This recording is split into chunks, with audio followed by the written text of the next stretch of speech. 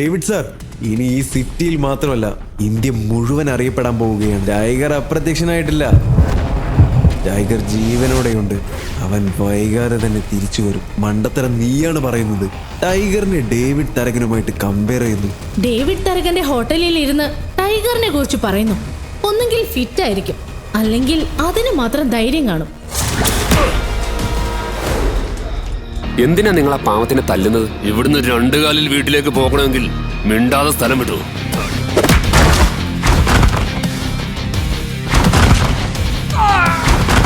നിമിഷങ്ങൾക്കകം അഭിനവ് അവിടുത്തെ അന്തരീക്ഷവും സമയവും മാറ്റിമറിച്ചു. മരണത്തെ കൺമുന്നിൽ കണ്ടു നിന്നിരുന്ന ജോണി എന്ന പേരുള്ള ആ പയ്യൻ അഭിനവിന്റെ ഈ രൂപം കണ്ട് ഞെട്ടിപ്പോയിരുന്നു. അവനെ സംബന്ധിച്ച് അഭിനവ് ദൈവത്തിന് തുല്യനായിരുന്നു. അപ്പോൾ അവനെ രക്ഷിച്ച് അവിടെ നിന്നും കൊണ്ടുപോകാൻ തുടങ്ങിയപ്പോൾ ജോണി ചോദിച്ചു, ചേട്ടാ, നിങ്ങൾ ആരാ? ഞാൻ ടൈഗർ. നീ നിന്നെ കുറിച്ചൊന്നും പറയില്ലെന്ന് ഡിസൈഡ് ചെയ്ത് കഴിഞ്ഞല്ലേ? എന്തിനെ കുറിച്ചാ? അഭിനവിന് മനസ്സിലായി റോഷ്നിയുടെ ഉള്ളിൽ ഈ സംശയങ്ങൾ കറങ്ങുന്നത് എന്തുകൊണ്ടാണെന്ന്.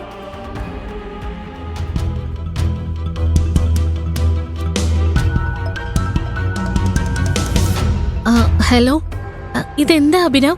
നിങ്ങൾ കാർ എടുക്കുകയാണോ? നിങ്ങൾ ആരാ? നിങ്ങൾക്ക് എന്താ വേണ്ടത്? ഞാൻ റോഷ്നി, നിങ്ങളുടെ ഭാര്യയുടെ കൂട്ടുകാരിയാണ്. വിക്രമിന്റെ പാർട്ടിയിൽ വെച്ച് അഭിനവ് റോഷ്നിയെ കണ്ടിരുന്നു. അന്ന് അഭിനവ് അവളോട് സംസാരിച്ചില്ലെങ്കിലും പാർട്ടിയിൽ വെച്ച് അവൾ തുടർച്ചയായി അഭിനവിനെ നോക്കുന്നുണ്ടായിരുന്നു. അഭിനവ് ഈ ലോകത്തിന് കാണിച്ചു കൊടുക്കുന്ന ഒന്നും യഥാർത്ഥമല്ലെന്ന് അവൾക്ക് സംശയമുണ്ടായിരുന്നു. ഈ ചോദ്യം ഞാൻ നിങ്ങളോടാ ചോദിക്കണ്ടേ? നിങ്ങൾക്ക് എങ്ങനെ ഇവിടെ ഒരു കാർ വാങ്ങാൻ വരാൻ കഴിയും? നിങ്ങളൊരു ദരിദ്രനാണെന്നാണല്ലോ അനന്യ എന്നോട് പറഞ്ഞത്. അതെ, ഞാനൊരു പാവപ്പെട്ടവനാണ്. ഞാനിത് എന്റെ ബോസിന് വേണ്ടി വാങ്ങുകയായിരുന്നു.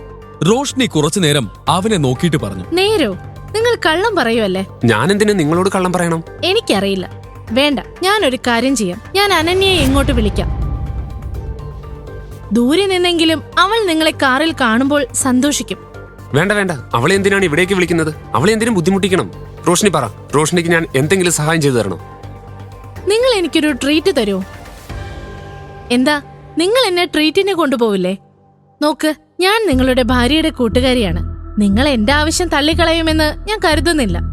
അഭിനവ് മറുപടി പറയുന്നതിന് മുൻപ് റോഷ്നി കാറിന്റെ വാതിൽ തുറന്ന് പാസഞ്ചർ സീറ്റിലിരുന്നു. അപ്പോഴേക്കും മാനേജർ രേഖകളുമായി വന്നു. അദ്ദേഹം രേഖകൾ അഭിനവിന് നൽകി.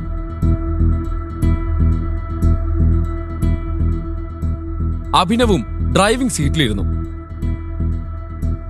റോഷ്നി ഒരു സമ്പന്ന കുടുംബത്തിൽ നിന്നാണ് വരുന്നതെന്ന് അവൻ അറിയാമായിരുന്നു. ഈ സാഹചര്യത്തിൽ അവൻ അവളെ വിക്രമിന്റെ ഹോട്ടലിലേക്കാണ് കൊണ്ടുപോയത്. വഴിയിലുടനീളം ചഹദ് അഭിനവിനെ തന്നെ നോക്കിക്കൊണ്ടിരുന്നു. അവൾക്ക് തന്നിൽ നിന്ന് എന്താണ് വേണ്ടതെന്ന് അഭിനവിന് മനസ്സിലാക്കാൻ കഴിഞ്ഞില്ല. വിക്രമിന്റെ ഹോട്ടലിന്റെ താഴെ അഭിനവിന്റെ കാർ പാർക്ക് ചെയ്തു. ബിസിനസ്സിൽ ഈ വിക്രം ആരെ അനുസരിക്കില്ല, മനസ്സിലായോ? ശരി, ഞാൻ നിങ്ങളെ പിന്നെ വിളിക്കാം ടൈഗർ.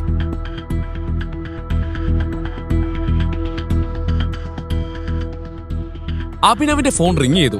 അത് വിക്രമിന്റെ കോളാണെന്ന് അവൻ കണ്ടു. വിക്രം? ഹലോ ടൈഗർ, എന്തു പറ്റി? എന്റെ ഓഫീസിന് താഴെ നിങ്ങളുടെ കാർ വരുന്നത് ഞാൻ കണ്ടു. എല്ലാം ഓക്കെ അല്ലേ? യെസ് യെസ്, സത്യത്തിൽ ഞാൻ ഹോട്ടലിൽ ഒരാളുമായി ലഞ്ച് കഴിക്കാൻ വന്നതാണ്. അത് ഞാൻ കണ്ടു.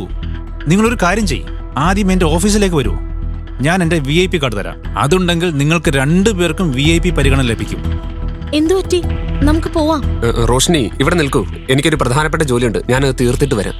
റോഷ്നി അവൻ പോകുന്നത് നോക്കി നിന്നു. അത് വിക്രമിന്റെ ഓഫീസാണെന്ന് അവൾക്ക് നന്നായി അറിയാമായിരുന്നു. എന്നാൽ അഭിനവ് അവിടെ എന്താണ് ചെയ്യാൻ പോകുന്നത്? എന്തിനാണ് വിക്രം അവനെ അങ്ങോട്ട് വിളിച്ചത്? റോഷ്നി അഭിനവിനെ സംശയിക്കാൻ തുടങ്ങി. Welcome tiger, welcome. All good? Yes, all good. ഇതാണ് VIP card. Have fun. Thank you. അവൻ താഴേക്ക് ഇറങ്ങി വന്നു. ഈ സമയം റോഷ്നി ഹോട്ടലിന്റെ പുറത്ത് നിൽക്കുകയായിരുന്നു. പോകാമോ? 2 പേരും ഹോട്ടലിന്റെ അകത്തേക്ക് കയറി. അതിനുശേഷം അവിടെ ഒരു ടേബിളിന്റെ അടുത്തിരുന്നു. അഭിനവാണെങ്കിൽ റോഷ്നിയെ നോക്കുന്നത് പോലുമില്ലായിരുന്നു. എന്നാൽ റോഷ്നി അഭിനവിനെ നോക്കിക്കൊണ്ടിരുന്നു. എന്തുപറ്റി? എല്ലാം ഓക്കെ അല്ലേ? എല്ലാം ഓക്കെയാണ്. നീ ഈ ഓഫീസിലാണോ ജോലി ചെയ്യുന്നത്? നമുക്കെന്തെങ്കിലും ഓർഡർ ചെയ്താലോ? എനിക്ക് നല്ല വിശപ്പുണ്ട്. വെയിറ്റർ. അഭിനവ് റോഷ്നിയുടെ ചോദ്യം മനഃപൂർവ്വം ഒഴിവാക്കി. Hello sir, how may I help you? നീ എന്റെ അടുത്ത് നിന്ന് എന്തെങ്കിലും ഒളിക്കുന്നുണ്ടോ? ഇല്ലല്ലോ, സത്യമായിട്ടില്ല. ഞാൻ എന്തിനാണ് വെറുതെ നിന്റെ അടുത്തുനിന്ന് എന്തെങ്കിലും ഒളിപ്പിക്കുന്നത്? 1 സെക്കൻഡ്. അഭിനവ് തനിക്കും റോഷ്നിക്കും വേണ്ടിയുള്ള ഓർഡർ കൊടുത്തു. 2 ജ്യൂസ് പ്ലീസ്. നീ എന്ത് ജോലിയാ ചെയ്യുന്നത്? ഞാനൊരു പ്രൈവറ്റ് ലിമിറ്റഡ് കമ്പനിയിൽ ചെറിയൊരു ജോലി ചെയ്യുന്നു. ഇത് വിക്രം സാറിന്റെ കമ്പനി അല്ലേ? ആ അതെ. Hello gorgeous, you are so beautiful. എങ്ങോട്ട് വരണ്ടെന്നാ വിചാരിച്ചത്, പക്ഷെ എൻ്റെ മനസ്സ് അനുവദിച്ചില്ല. ഞാൻ നിനക്കൊരു കിടിലൻ ട്രീറ്റ് ഓഫർ ചെയ്യട്ടെ. അവന്റെ മുഖത്ത് വഷളത്ത് നിറഞ്ഞ ഒരു നോട്ടമുണ്ടായിരുന്നു. റോഷ്നിക്ക് അവന്റെ ഉദ്ദേശം മനസ്സിലായി. റോഷ്നിക്ക് മാത്രമല്ല അഭിനവിനും മനസ്സിലായി. നിനക്ക് കണ്ടൂടെ, already she's in a date with me. ആണോ? ഞാൻ കരുതി നീ ഇവളുടെ കുഞ്ഞനുജനാണെന്ന്. നീ ഇവളുടെ കൂടെ ഡേറ്റിന് വന്നതാണെന്ന് പറഞ്ഞ സ്ഥിതിക്ക് സ്നേഹത്തോടൊന്ന് പറയട്ടെ, ഇറങ്ങി പോടാ ഇവിടുന്ന്. അഭിനവ് കുറച്ചു നേരം മിണ്ടാതിരുന്നു. ഇവൻ എവിടെ വരെ പോകുമെന്ന് അവൻ അറിയണമായിരുന്നു. അപ്പോഴേക്കും റോഷ്നിയുടെ അടുത്തേക്ക് വന്ന് അവൻ പറഞ്ഞു, നിന്റെ സൗന്ദര്യം കണ്ടാലറിയാം നീ ഏതോ നല്ല കുടുംബത്തിൽ നിന്നുള്ളതാണെന്ന്. നീ ഇവനെ പോലെയുള്ളവന്മാരുടെ കൂടെ ഡേറ്റിന് വരാൻ പാടില്ലായിരുന്നു. Standard is important, right? നിന്നോട് അഭിപ്രായം ആരെങ്കിലും ചോദിച്ചോ? പോടാ ഇറങ്ങി. നീ എൻ്റെ കൂടെ വാ. ട്രസ്റ്റ് മീ, നിനക്ക് ഒരു പ്രശ്നവും ഉണ്ടാകില്ല. I would say you don't deserve such a down market boys. ജനിച്ച ഉടനെ ഉപേക്ഷിച്ച അലവലാതി. അഭിനവിന് ഇത് കേട്ടപ്പോൾ സഹിക്കാനായില്ല. അവൻ എല്ലാ അതിരുകളും ലംഘിച്ചിരുന്നു. എന്താ നീ പറഞ്ഞത്? എന്തൊക്കെ പറഞ്ഞതിന് അവൻ ശരിക്കും വാങ്ങിച്ചു. അഭിനവ് മറ്റെന്തും സഹിക്കും, പക്ഷേ അച്ഛനെ കുറിച്ച് മോശമായ ഒരു വാക്ക് പോലും സഹിക്കില്ല. നീ എന്താ പറഞ്ഞത്? ജനിപ്പിച്ച ഉടൻ അച്ഛൻ ഉപേക്ഷിച്ചവനല്ലേ? നിന്റെ അച്ഛൻ എന്താണ് നിന്നെ പഠിപ്പിച്ചത്? എടാ നീ. അവൻ അഭിനവിനെ എന്തൊക്കെയോ ചെയ്യണമെന്നുണ്ടായിരുന്നുവെങ്കിലും അവന്റെ വായിൽ നിന്നും ഒരക്ഷരം പുറത്തു വന്നില്ല. അവന്റെ മുഖത്ത് പേടി നിറഞ്ഞിരുന്നു. എന്താ ഇവിടെ നടക്കുന്നേ? ഇതൊരു റെപ്യൂട്ടഡ് ഹോട്ടലാണ്, മീൻചന്തയല്ല. മാനേജർ, ഇങ്ങനെയുള്ളവന്മാരൊക്കെയാണോ ഈ ഹോട്ടലിൽ കയറി ഇറങ്ങുന്നത്? അവനെ കുറിച്ച് അധികം അടിച്ചതായിട്ട് അഭിനവിനും തോന്നി. കണ്ടില്ല എന്നെ അടിച്ചത്? മൂക്കും മുഖവും എല്ലാം ഇടിച്ചില്ലാതാക്കി. മാനേജർ ആദ്യം അവനെ നോക്കി, അത് കഴിഞ്ഞ് അഭിനവിനെ നോക്കി. അഭിനവ് എന്തെങ്കിലും പറയുന്നതിന് മുൻപ് മാനേജർ തന്നെ പറഞ്ഞു, ഞങ്ങളുടെ VIP കസ്റ്റമറിനെ ഉപദ്രവിക്കാൻ നിനക്ക് എങ്ങനെ ധൈര്യം വന്നു? ഇവൻ ഞങ്ങളെയാണ് ശല്യം ചെയ്തുകൊണ്ടിരുന്നത്. ഇവന്റെ അടുത്ത് എത്ര തവണ വേണ്ട എന്ന് പറഞ്ഞു എന്നറിയാമോ? എന്നിട്ട് അവൻ പിന്മാറിയില്ല. അപ്പൊ പിന്നെ ഇതിന്റെ കൂടെ എന്റെ അച്ഛനെ പറ്റി മോശമായ കാര്യങ്ങളാണ് പറഞ്ഞത്. ഈ കേട്ടത് ശരിയാണോ? കള്ളം, പച്ച കള്ളം. അല്ല, ഈ നിസാര കാര്യത്തിനാണോ നിങ്ങൾ ഇദ്ദേഹത്തെ ഉപദ്രവിച്ചത്? എന്തൊക്കെയാണെങ്കിലും ശരി, നിങ്ങൾ ഇദ്ദേഹത്തോട് മാപ്പ് പറയണം. മാപ്പ് പറയണോ? ഞാൻ ഇവനോടോ? ഇവൻ എന്നോടും എന്റെ ഫ്രണ്ടിനോടും മാപ്പ് ഇങ്ങോട്ട് പറയണം. പറയടാ മാപ്പ്. എടാ നാറി, വാ അടച്ച് മാപ്പ് പറയടാ. നിനക്കറിയില്ല ഞാൻ ആരാണെന്ന്. എന്നോട് മാപ്പ് ചോദിക്കാതെ നിനക്ക് ഇവിടെ നിന്ന് പുറത്തു പോകാൻ പറ്റില്ല. പ്രശ്നങ്ങൾ കൈവിട്ട് പോയിക്കൊണ്ടിരുന്നു. ഇതിനിടയിൽ റോഷ്നി ഇടയിൽ കയറി മാനേജറിനോട് സംസാരിച്ചു. പ്രശ്നം അഭിനവന്റെ അടുത്തല്ല, ദാ ഇവന്റെ അടുത്താ. ഇവനാണ് എന്നെ ശല്യം ചെയ്യാൻ വന്നത്. ഞങ്ങൾ രണ്ടുപേരും ഇവിടെ ലഞ്ച് കഴിക്കാൻ വന്നതാണ്. അതിപ്പോ എന്തായാലും ശരി, ഇദ്ദേഹം മാപ്പ് ചോദിച്ചേ പറ്റൂ. മാനേജർ ഇങ്ങനെ പറയുന്നത് എന്തുകൊണ്ടാണെന്ന് അഭിനവിന് മനസ്സിലായി. അയാൾ അഭിനവിനെ അവന്റെ വസ്ത്രം കണ്ട് ജഡ്ജ് ചെയ്ത് കഴിഞ്ഞിരുന്നു. തന്റെ മുന്നിൽ മറ്റു വഴികളില്ല എന്ന് തിരിച്ചറിഞ്ഞപ്പോൾ അഭിനവ് പോക്കറ്റിൽ നിന്നും വിക്രമിന്റെ കാർഡ് പുറത്തെടുത്തു. അത് മാനേജർക്ക് നീട്ടി. തനിക്കറിയാമോ ഈ കാർഡ് എനിക്ക് ആരാണ് തന്നതെന്ന്? ഇതിൽ എഴുതിയത് വായിച്ചതിന് ശേഷം താനൊരു തീരുമാനം എടുത്തോളൂ. മാനേജർ അഭിനവിന്റെ കാർഡ് വാങ്ങിച്ചതിന് ശേഷം അത് സൂക്ഷിച്ചു നോക്കി. കാർഡിൽ എഴുതിയിരിക്കുന്ന പേര് കണ്ടതും അയാളുടെ കണ്ണുകൾ തള്ളിപ്പോയി. അഭിനവിന്റെ കയ്യിൽ വിക്രമിന്റെ കാർഡ് ഉണ്ടെങ്കിൽ അതിനർത്ഥം വിക്രമും അഭിനവും പരിചയക്കാരാണെന്നാണ്. പെൺകുട്ടികളോട് സംസാരിക്കുന്നതിന് മുമ്പ് വീട്ടിൽ പോയി അമ്മയോട് ചോദിച്ചു പഠിക്കേ എങ്ങനെയാണ് അവരോട് പെരുമാറേണ്ടതെന്ന്. വാ പോകാം. അഭിനവ് റോഷ്നിയെയും തന്റെ കൂടെ കൂട്ടി അവിടെ നിന്നും പുറത്തേക്ക് പോയി. രണ്ടുപേരും കാറിൽ പോയിക്കൊണ്ടിരുന്നു. എന്നാൽ പരസ്പരം ഒന്നും സംസാരിച്ചില്ല. ഇതെല്ലാം സംഭവിച്ചത് കണ്ടിട്ട് റോഷ്നി മനസ്സിൽ എന്തായിരിക്കും ചിന്തിച്ചിട്ടുണ്ടാവുക എന്ന് അവൻ അറിയണമായിരുന്നു. എന്നാൽ കൂടുതൽ എന്തെങ്കിലും ചോദിച്ച് അവൾക്ക് സംശയമുണ്ടാക്കാൻ അവൻ ആഗ്രഹിച്ചില്ല. നീ ഓക്കെ അല്ലേ? സോറി, നിന്റെ മൂഡും ഇന്നത്തെ ലഞ്ചും നശിപ്പിച്ചതിന്. നീ ഓക്കെ ആണെങ്കിൽ നമുക്ക് വേറെ എവിടെയെങ്കിലും പോയി ആഹാരം കഴിക്കാം. ഓക്കെ, ഞാൻ ഇന്ന് മുഴുവൻ ഫ്രീയാ. അവൾ പറഞ്ഞത് കേട്ട അഭിനവ് കാർ മറ്റൊരു ഹോട്ടലിന്റെ മുന്നിലേക്ക് തിരിച്ചു. ആ ഹോട്ടലിന്റെ മുന്നിൽ കാർ നിർത്തി അവർ പുറത്തേക്ക് ഇറങ്ങി. ഹോട്ടലിന്റെ പേര് വായിച്ചതിന് ശേഷം റോഷ്നിയെയും കൊണ്ട് അവൻ അകത്തേക്ക് കയറി. ഈ ഹോട്ടൽ ഡേവിഡ് തരകന്റേതാണെന്ന് അഭിനവിന് മനസ്സിലായി. ഹോട്ടലിനൊപ്പം ഡേവിഡ് വലിയൊരു മാഫിയ ബിസിനസ്സും നടത്തുന്നുണ്ട്. മാഫിയ ലോകത്ത് ടൈഗറിന്റെ പേര് എത്രത്തോളം വലുതാണോ അതുപോലെ വലുതാണ് ഡേവിഡ് തരകന്റെ പേര്. എത്ര ബിസിനസ്സും ആളുകളുമാണോ ടൈഗറിനടുത്തുള്ളത് അത്രയും തന്നെ ഡേവിഡ് തരകന്റെ കയ്യിലുമുണ്ട്. ഇരു സംഘങ്ങൾക്കുമിടയിൽ പല ഭിന്നതകളുമുണ്ട്. ഇന്ന് ഡേവിഡിനെ കാണേണ്ടി വരുമോ എന്ന സംശയം അഭിനവിന്റെ മനസ്സിലുണ്ടായിരുന്നു. അപ്പോ എന്റെ അടുത്ത് നീ നിന്നെ കുറിച്ചൊന്നും പറയില്ലെന്ന് ഡിസൈഡ് ചെയ്ത് കഴിഞ്ഞല്ലേ? എന്തിനെ കുറിച്ചാണ്? അഭിനവിന് മനസ്സിലായി റോഷ്നിയുടെ ഉള്ളിൽ ഈ സംശയങ്ങൾ കറങ്ങുന്നത് എന്തുകൊണ്ടാണെന്ന്. എന്തുവാടോ ഒളിപ്പിച്ചു വെക്കാൻ ഇതിന് മാത്രം എന്ത് രഹസ്യം ഉള്ളത്? അല്ല, നിനക്ക് എന്താ അറിയേണ്ടത്? നീയുമായിട്ട് സംസാരിക്കുമ്പോ നിന്നെ കുറിച്ചല്ലേ എനിക്ക് അറിയണ്ടേ? അല്ല, അതിന് നിന്റെ അടുത്ത് പറയാൻ മാത്രം എന്റെ കയ്യിൽ ഒന്നുമില്ല. ഇതും പറഞ്ഞ് റോഷ്നിയുടെ അടുത്ത് നിന്ന് രക്ഷപ്പെടാൻ അവൻ അങ്ങോട്ടും ഇങ്ങോട്ടും നോക്കാൻ തുടങ്ങി. ഡേവിഡ് സാർ, ഇനി ഈ സിറ്റിയിൽ മാത്രമല്ല ഇന്ത്യ മുഴുവൻ അറിയപ്പെടാൻ പോവുകയാണ്.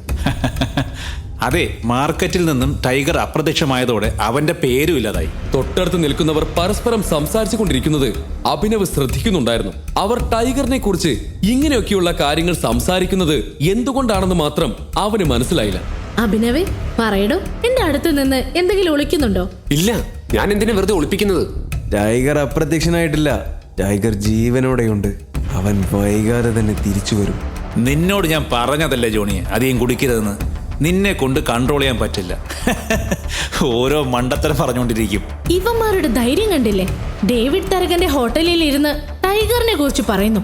ഒന്നെങ്കിൽ ഫിറ്റ് ആയിരിക്കും, അല്ലെങ്കിൽ അതിന് മാത്രം ധൈര്യം കാണും. മണ്ടത്തരം പോലും. മണ്ടത്തരം നീയാണ് പറയുന്നത്. ടൈഗറിനെ ഡേവിഡ് തരകനുമായിട്ട് കമ്പയർ ചെയ്യുന്നു. വിസ്കിയും നാടൻ ചാരയുമായി എന്ത് താരതമ്യം? ഞാൻ പറയുകയാണ്, ടൈഗർ ജീവനോടെയുണ്ട്. He will return soon. Johnny പറയുന്ന വാക്കുകൾ കേട്ടപ്പോൾ അഭിനവ് ശരിക്കും ഞെട്ടി. ജോണി മദ്യത്തിന്റെ പുറത്ത് പറയുന്നതാണോ അതോ തെളിവുകളുടെ അടിസ്ഥാനത്തിൽ പറയുന്നതാണോ എന്ന് അവൻ അറിയണമായിരുന്നു. അഭിനവ്, നീ ഇപ്പൊ എന്താ പറഞ്ഞേ? നീ എന്റെ കൂട്ടുകാരിയോട് കള്ളം പറയുകയാണോ? ഏത് കൂട്ടുകാരി? അനന്യ. അനന്യ? ഇല്ല, ഞാൻ എന്തിനാണ് അവളോട് കള്ളം പറയുന്നത്? അങ്ങനെയൊന്നുമില്ല. പിന്നെ റോഷിനി, എനിക്ക് വളരെ പ്രധാനപ്പെട്ട ഒരു ജോലിയുണ്ട്. അതുകൊണ്ട് എനിക്ക് ഇപ്പോൾ തന്നെ പോകണം. നിനക്കറിയാലോ, ഞാൻ അനന്യയുടെ ഭർത്താവാണ്. വീട്ടിലെത്താൻ ഒരല്പം വൈകിയാൽ അവൾ എന്നെ കൊല്ലും. അവൾക്ക് സംശയം തുടങ്ങും. സംശയമോ? നിന്നെ കുറിച്ചോ? അവൾക്ക് നിന്നെ കാണുന്നത് പോലും ഇഷ്ടമല്ല. നിന്നെ കുറിച്ച് അവൾ ചിന്തിക്കുന്ന പോലുമില്ല. പിന്നെന്തിനാ അവൾക്ക് നിന്നെ സംശയം? അതെ, എനിക്കറിയാം. എങ്കിലും എനിക്കിപ്പോ പോയേ പറ്റൂ. ഞാൻ നിന്നെ വീട്ടിൽ വിടണോ? നമ്മൾ ഇനി എപ്പോഴാ കാണുക? ഇതിന് മറുപടി പറയാതെ റോഷ്നിക്കൊപ്പം അഭിനവ് ഹോട്ടലിൽ നിന്ന് പുറത്തിറങ്ങി.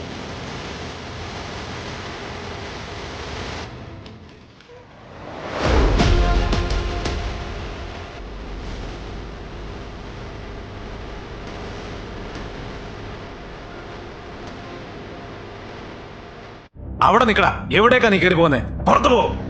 അപ്പോഴാണ് ദേവൻ അവിടേക്ക് വന്നത്.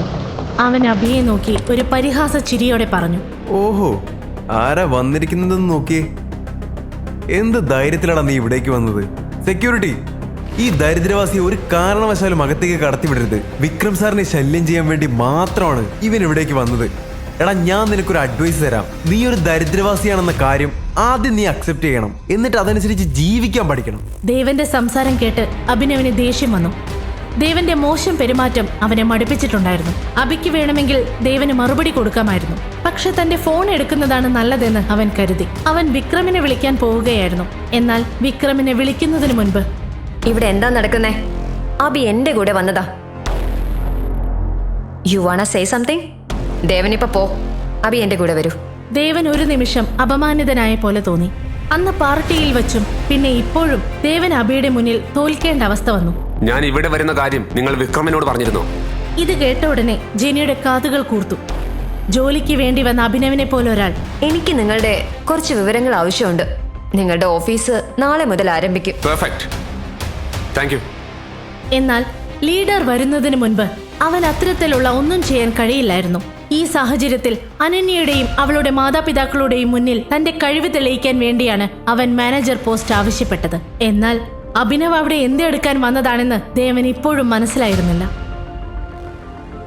നാളെ മുതൽ ജോലിക്ക് പോവാൻ പുതിയ വസ്ത്രങ്ങൾ വേണ്ടിവരുമെന്ന് അഭിനവിന് തോന്നി. വസ്ത്രങ്ങൾക്കൊപ്പം അവന്റെ ഫോൺ മാറ്റേണ്ടതും ആവശ്യമായിരുന്നു. വിക്രമിന്റെ ചെക്ക് അവന്റെ പോക്കറ്റിൽ ഉണ്ടായിരുന്നു. അനന്യയുടെ മാതാപിതാക്കൾ വന്നതുകൊണ്ട് അവരെയും ശ്രീരാഗിനെയും കാണിക്കാൻ അവരുടെ വീട്ടിൽ താമസിക്കുകയും ജോലിക്കാരുടെ മുറിയിൽ ഉറങ്ങുകയും ചെയ്യേണ്ടി വരുമെന്ന് അഭിനവിന് അറിയാമായിരുന്നു. പക്ഷേ അവൻ അത്ര എളുപ്പം കീഴടങ്ങാൻ പോവുകയായിരുന്നില്ല. താനാണ് ലോകത്തിലെ ഏറ്റവും നല്ല മരുമകനെന്ന് അവൻ തെളിയിക്കാൻ പോവുകയായിരുന്നു. ചെക്കിൽ നിന്ന് പണം പിൻവലിക്കാൻ അഭിനവ് ബാങ്കിലേക്ക് പോയി. എനിക്ക് ആ ചെക്കിൽ നിന്ന് പണം പിൻവലിക്കണം. അപ്പോഴാണ് അവൻ ഹരീഷിനെ കണ്ടുമുട്ടിയത്. അഭിനവിന്റെ ദാരിദ്ര്യത്തെ കളിയാക്കിയിരുന്നവരിൽ ഒരാളായിരുന്നു പ്രണവ്. അല്ല, ഇതാരീ വന്നിരിക്കുന്നേ? ഹരീഷ് ഒരു ബാങ്കറായിരുന്നു. അവൻ കോടീശ്വരനല്ലായിരുന്നെങ്കിലും അവന് ധാരാളം സമ്പത്തുണ്ടായിരുന്നു. ഡെലിവറി ജോലികൾക്കായി അഭിനവ് ഈ ബാങ്കിൽ പലപ്പോഴും വരുമായിരുന്നതുകൊണ്ട് അഭിയെ അവൻ അറിയാമായിരുന്നു. അഭിനവിനേക്കാൾ ഏറെ മുന്നിലായിരുന്നില്ല ഹരീഷെങ്കിലും അവനും അഭിനവും തമ്മിൽ ഒരൊറ്റ വ്യത്യാസം മാത്രമേ ഉണ്ടായിരുന്നുള്ളൂ, പണത്തിന്റെ. ചെക്കോ? നിനക്കറിയാമോ, ഈ ബാങ്കിൽ വലിയ തുക മാത്രമേ ചെക്കിലൂടെ പിൻവലിക്കാൻ കഴിയൂ. എനിക്ക് പിൻവലിക്കാനുള്ള പണം വളരെ വലുതാണ്. അതുകൊണ്ടാണ് ഞാൻ ഇവിടെ വന്നത്. അതുകൊണ്ട് തന്നെയാണ് എനിക്ക് മാനേജറെ കാണേണ്ടത്. അതിന്റെ ആവശ്യമൊന്നുമില്ല. ആ ചെക്കിങ് തന്നെ. ഹരീഷ് ചെക്ക് നോക്കുക പോലും ചെയ്യാതെ അഭിനവിന്റെയും മറ്റാളുകളുടെയും മുന്നിൽ വെച്ച് കീറിക്കളഞ്ഞു. നിനക്കെന്താ ഭ്രാന്താണോ? നീ എന്താ ഈ ചെയ്തത്? സെക്യൂരിറ്റി, ഇവൻ ഇവിടുന്ന് പുറത്താക്ക്. വ്യാജ ചെക്കുമായി ബാങ്കിൽ വരാൻ നിനക്കെങ്ങനെ ധൈര്യം വന്നു? ബാങ്കർമാർ വിട്ടികളാണെന്ന് നീ കരുതുന്നുണ്ടോ? ഞാൻ പോലീസിനെ വിളിച്ച് നിന്നെ അകത്തിടും. ഇവനെ കൊണ്ടുപോ. ഈ അവസ്ഥയിൽ അഭിനവിനെ കണ്ട് ഹരീഷും ബാക്കിയുള്ളവരും വളരെയധികം സന്തോഷിച്ചു. എന്താണ് ഇവിടെ നടക്കുന്നത്? ആ ശബ്ദം മറ്റാരുടെയും ആയിരുന്നില്ല, അത് ബൽറാമിന്റെ ആയിരുന്നു. ദൂരെ നിന്ന് തന്നെ അദ്ദേഹം അഭിനവിനെ തിരിച്ചറിഞ്ഞു. ബൽരാജിനെ കണ്ടതും അഭിനവിന്റെ ശ്വാസം തിരികെ വന്നു. ഇനി ആർക്കും അവനെ ഒന്നും ചെയ്യാൻ കഴിയില്ല. ക്ഷമിക്കണം സാർ, നിങ്ങൾ ഇങ്ങനെ ഇവിടെ വരുമെന്ന് ഞാൻ അറിഞ്ഞില്ല. ഞാനിപ്പോ ഇവന് ഈ തട്ടിപ്പ് നടത്തുന്നതിൽ നിന്ന് തടയുകയായിരുന്നു. അവനെ വിട്ടേക്ക്.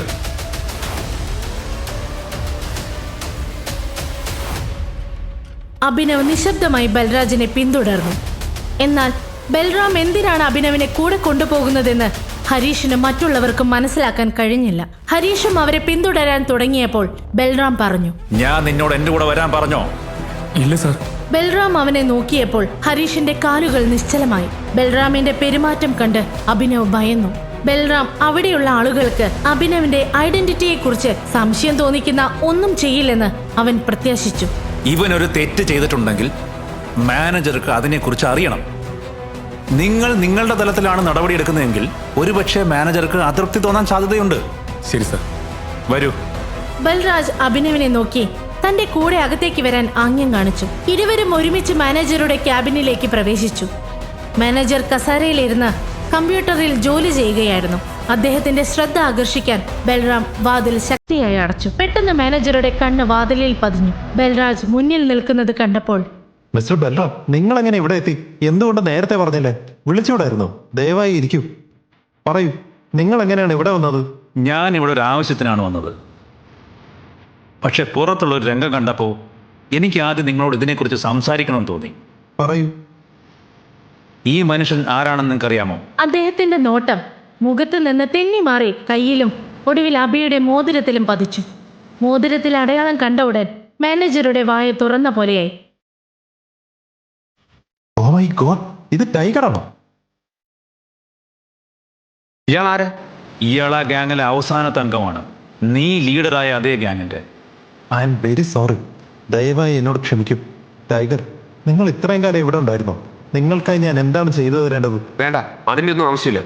ഒരു കാര്യം മാത്രം ഓർത്ത് വയ്ക്കൂ, ഇദ്ദേഹവും നിങ്ങളും അല്ലാതെ ഞാൻ ടൈഗർ ആണെന്ന് മറ്റാരും അറിയരുത്. ശരി സാർ. ടൈഗർ, നിങ്ങളെ കണ്ടതിൽ സന്തോഷമുണ്ട്. നിങ്ങൾ ഇവിടെ ഉള്ളത് കൊണ്ട് തന്നെ തീർച്ചയായും നിങ്ങൾ ഞങ്ങളെ എല്ലാ പ്രശ്നങ്ങളിൽ നിന്നും രക്ഷിക്കുമെന്ന് ഞങ്ങൾക്ക് ഉറപ്പുണ്ട്. അതൊക്കെ ഇദ്ദേഹം ചെയ്തോളും. പക്ഷെ ആദ്യം നിങ്ങൾ നിങ്ങളുടെ സ്റ്റാഫിനെ ഒരു പാഠം പഠിപ്പിക്കണം. അഥവാ ഞാൻ എൻ്റെ വഴിക്കൊരു പാഠം പഠിപ്പിച്ച പിന്നെ എന്താണ് സംഭവിക്കുന്നതെന്ന് നിങ്ങൾക്കറിയാമല്ലോ. എന്തുപറ്റി? അവരെന്താ ചെയ്തത്? അഭിനവിന് സംഭവിച്ച കാര്യങ്ങളെല്ലാം അദ്ദേഹം മാനേജറോട് പറഞ്ഞു. ഇത് കേട്ട ഉടൻ അദ്ദേഹത്തിന് രക്തം തിളച്ചു. അവൻ എങ്ങനെ അതിന് ധൈര്യം വന്നു? ഞാൻ അവനൊരു പാഠം പഠിപ്പിക്കാം. അദ്ദേഹം ശരവേഗതയിൽ ഹരീഷിനോട് തന്റെ ക്യാബിനിലേക്ക് വരാൻ ആവശ്യപ്പെട്ടു. ഹരീഷ്, ഹരീഷ്, അകത്തേക്ക് വാ. ഇതിനിടയിൽ ഹരീഷ് അവിടെ എത്തി. നീ എന്താണ് ചെയ്തത്? അവൻ കൊണ്ടുവന്ന ചെക്ക് കീറിയത് ആരാണ്? സാർ, ഇവനൊരു ഡെലിവറി ബോയ് ആണ്. അവൻ ബാങ്കിൽ കൊണ്ടുവന്നത് ഒരു വ്യാജ ചെക്കായിരുന്നു. അവൻ എന്താണ് വിചാരിച്ചത് ഇവിടെ ലോട്ടറി സിസ്റ്റം ആണെന്നോ? ഞാൻ കമ്പ്യൂട്ടറിൽ അവന്റെ ചെക്ക് വിവരങ്ങൾ പരിശോധിച്ചു. ഒരു ഡാറ്റയും ശരിയല്ലായിരുന്നു. നിനക്ക് ഉറപ്പാണോ? അതെ സർ. ഈ ഡെലിവറി ബോയ് കൊണ്ടുവന്ന ചെക്ക് ആരുടേതാണെന്ന് നിനക്കറിയാമോ? വിക്രം സാറിൻ്റെത്. എന്ത്? അതെ, നീ ഇയാളോട് ചെയ്തതൊക്കെ ശരി. പക്ഷെ നീ അദ്ദേഹത്തിന്റെ ചെക്കിനോട് ചെയ്തത് വിക്രം സാർ അറിഞ്ഞാൽ അദ്ദേഹം നിന്നെ എന്ത് ചെയ്യുമെന്ന് നിനക്ക് വല്ല ഊഹവുമുണ്ടോ? ചെക്ക് എവിടെ? സർ, ഇതാ. നിനക്കിതിന് എങ്ങനെ ധൈര്യം വന്നു? ഒരു കാര്യം ചെയ്യൂ, ഈ കീറിയ കഷ്ണങ്ങൾ ഓരോന്നായി നീ കൃത്യമായി പറക്കി വെക്ക്. എന്നിട്ട് പഴയ പോലെ ആക്ക്. സാർ എന്താ പറയുന്നേ? അതെ, ഈ ദൗത്യത്തിന് ശേഷം ഞാൻ നിന്നെ പുറത്താക്കുകയാണ്. You will be fired. Sir, പക്ഷെ ഞാൻ എന്താ ചെയ്തത്? നിന്നെ പിരിച്ചുവിടുമെന്ന് ഞാൻ പറഞ്ഞത് നീ കേട്ടു. പക്ഷെ അതിനു മുമ്പ് ഞാൻ പറഞ്ഞത് നീ കേട്ടില്ലേ? അത് വീണ്ടും കൃത്യമായി മടക്കി വെക്കണമെന്ന് അറിഞ്ഞിരുന്നെങ്കിൽ ഹരീഷ് ഇത്രയധികം ദേഷ്യപ്പെടില്ലായിരുന്നു. ഹരീഷ് മാനേജറെ നോക്കി. ഈ ചെക്ക് വിക്രം സാറിൻ്റെതാണ്. ഇത് കൃത്യമായി അടുക്കി വെക്കണം. അതിലെന്തെങ്കിലും വീഴ്ച നീ വരുത്തിയ ചവിട്ടി നിന്റെ നട്ടല് ഞാൻ ഓടിക്കും. പിന്നെ ലോകത്തെ ഒരു ബാങ്കിലും നിനക്ക് പിന്നെ ജോലി ചെയ്യാൻ കഴിയില്ല. ഇറങ്ങി പോടാ. ഭയന്നു പോയ ഹരീഷ് അഭിനവിനെ നോക്കി. വിക്രം കൊടുത്ത ചെക്കിന്റെ കാര്യത്തിലും മാനേജറുടെ ഭാഷയിലും ഹരീഷ് എന്താണ് സംഭവിക്കുന്നതെന്ന് മനസ്സിലാവാതെ അവിടെ നിന്നും പോയി.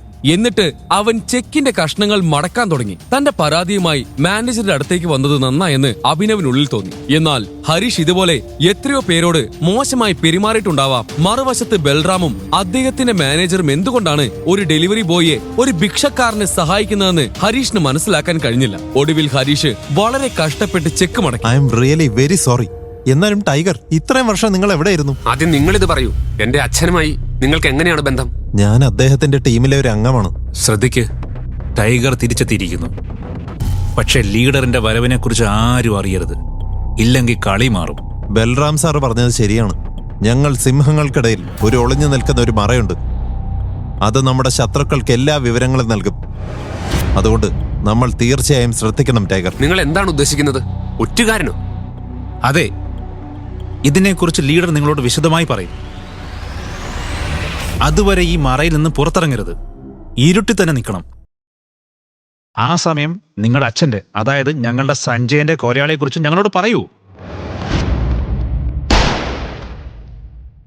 കൂടാതെ ഈ ചെന്നായെക്കുറിച്ചും. അഭിനവിന്റെ മനസ്സിൽ ഒരൊറ്റ പേരേ ഉണ്ടായിരുന്നുള്ളൂ, ഡേവിഡ്. റാണ സഞ്ജയനെ ചതിച്ചതുപോലെ ഡേവിഡും അവന്റെ അച്ഛന്റെ പാത പിന്തുടരുമെന്ന് അഭിനവന് ഉറപ്പായിരുന്നു. റാണയെ സ്വന്തമായി കരുതിയ ഈ ആളുകളെക്കുറിച്ച് അവന് മനസ്സിലാക്കാൻ കഴിയുന്നില്ലായിരുന്നു. ഈ കൂട്ടത്തിൽ ഇനി ആരെയാണ് കാണാനുള്ളത്? നിന്റെ മുന്നിലുള്ള ഈ മാനേജറെയും കണ്ടു, നീ എന്നെയും വിക്രമനെയും കണ്ടു. അമർ, സുൽത്താൻ, അലീന, ഇവരാണ് ബാക്കിയുള്ള 3 പേർ. അലീന? ഞങ്ങളുടെ ഗ്രൂപ്പിൽ ഒരു പെൺകുട്ടിയുണ്ടോ? അതെ, ഇതിനു മുമ്പ് അവളുടെ അമ്മായിയായിരുന്നു ഈ സ്ഥാനത്ത്. 1 വർഷം മുമ്പ് അവർ മരിച്ചു. അതുകൊണ്ട് അലീന അവരുടെ സ്ഥാനം ഏറ്റെടുത്തു. അവൾ വെറുമൊരു പെൺകുട്ടിയല്ല, അവൾ തീയാണ്, ജ്വലിക്കുന്ന തീ. അവളൊരു കൊടുങ്കാറ്റാണ്. അലീനെ പോലൊരു പെൺകുട്ടിയെ ഞാൻ എൻ്റെ ജീവിതത്തിൽ കണ്ടിട്ടില്ല. രൂപം, ബുദ്ധി, ആറ്റിറ്റ്യൂഡ്, ഇവയെല്ലാം അവൾക്കുണ്ട്. എനിക്കൊന്നും മനസ്സിലാവുന്നില്ല. അവൾ വാശിക്കാരിയാണ്. എന്റെ വാശിയേക്കാൾ കുറവാണ് അവളുടെ വാശിയെന്ന് തോന്നുന്നു.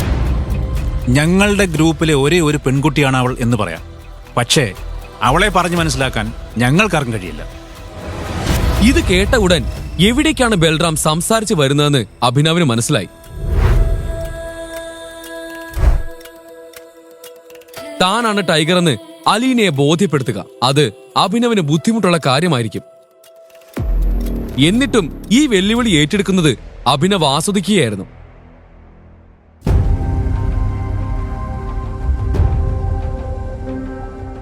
അലീനയെ കാണാനുള്ള അഭിനവിന്റെ ആഗ്രഹവും വർദ്ധിച്ചു. ഇതിനിടയിൽ മാനേജർ പറഞ്ഞു, നിങ്ങൾ അവളെ ഉടൻ തന്നെ കാണും. പക്ഷെ അവൾക്ക് നിങ്ങളെ തിരിച്ചറിയാമെന്ന് എനിക്കറിയില്ല.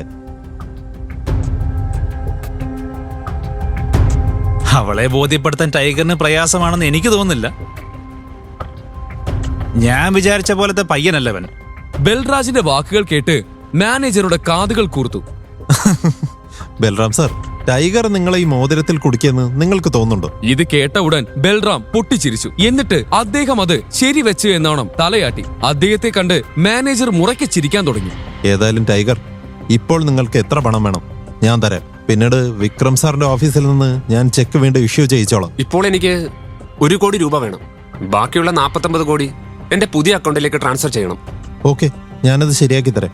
ഇത് കേട്ട് മാനേജർ അവന് വേണ്ടി പണം എടുക്കാൻ പോയി. ബൽറാം, ഈ അലീന എന്ന പെൺകുട്ടിയെ കുറിച്ച് മറ്റെന്താണ് നിങ്ങൾക്കറിയാവുന്നത്?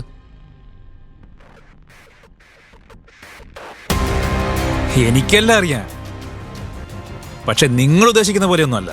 ഇല്ല, ഞാൻ ഉദ്ദേശിച്ചത് ബൽറാം, നിങ്ങൾക്ക് ഞാൻ എന്താ ഉദ്ദേശിച്ചതെന്ന് അറിയാമല്ലോ. അതെ അതെ, നിങ്ങൾ ഉദ്ദേശിച്ചത് എനിക്കറിയാം. അവൾക്ക് ദേഷ്യം വരാനോ അല്ലെങ്കിൽ സ്വയം ദേഷ്യപ്പെടാനോ അവസരം കൊടുക്കരുത്. ഒരു പട്ടിയെ പോലെ അവളുടെ പിന്നാലെ നടക്കരുത്. ഒട്ടും തമാശ പറയരുത്. തമാശ പറയുന്നവരെ അവൾ കൊല്ലും.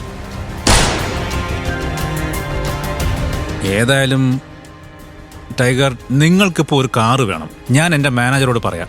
നിങ്ങൾ ഇവിടുന്ന് നേരെ ഗ്ലോ മോട്ടേഴ്സിലേക്ക് പോകൂ. അവിടെ ഒരു കാർ നിങ്ങൾക്കായി കാത്തിരിക്കുന്നുണ്ടാവും. ഞാൻ ഇപ്പം തന്നെ പണം നൽകുകയാണ്. നിങ്ങൾക്ക് തോന്നുമ്പോൾ എനിക്ക് ഇരട്ടിയെ തിരിച്ചു തന്നാൽ മതി.